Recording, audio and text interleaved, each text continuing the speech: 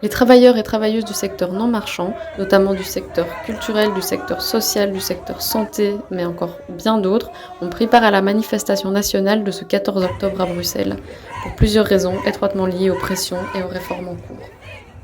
Craint fortement en 2026 une combinaison des réductions des subsides et potentiellement des réductions des donations.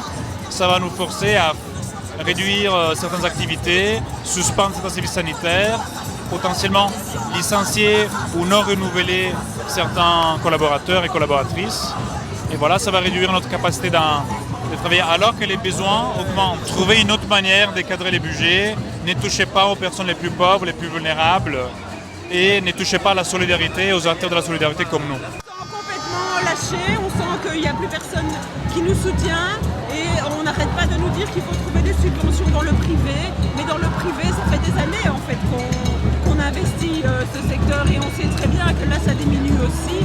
Donc pour nous c'est chaque fois une descente de plus en plus vers la précarité. On est obligé d'annuler carrément les prestations auprès des enfants malades, donc ça veut dire moins de visites, moins d'aide, moins de soutien aussi à ces familles qui ont un enfant malade hospitalisé en région bruxelloise. Nous on est là d'abord parce que la réforme du chômage va impacter de manière directe pas mal de personnes qui viennent chez nous en formation et qui sont déjà des personnes qui ont énormément de mal à trouver une place sur le marché du travail.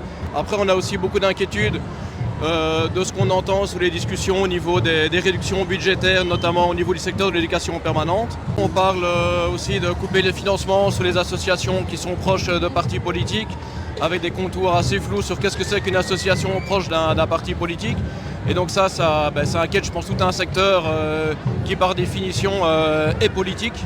Tout le secteur de la santé mentale, nous sommes là parce que nous constatons directement auprès des gens qui viennent nous voir les dégâts qui sont occasionnés par des politiques injustes, qui précarisent, qui plongent les gens dans les difficultés sociales, mais aussi de santé mentale. Nos attentes, c'est que les politiques en matière de logement, en matière sociale, en matière d'éducation, en matière de santé, ne soient pas réduites, mais au contraire augmentées, parce que les besoins sont là, nous voulons vivre ensemble et ça passe aussi par des mesures sociales.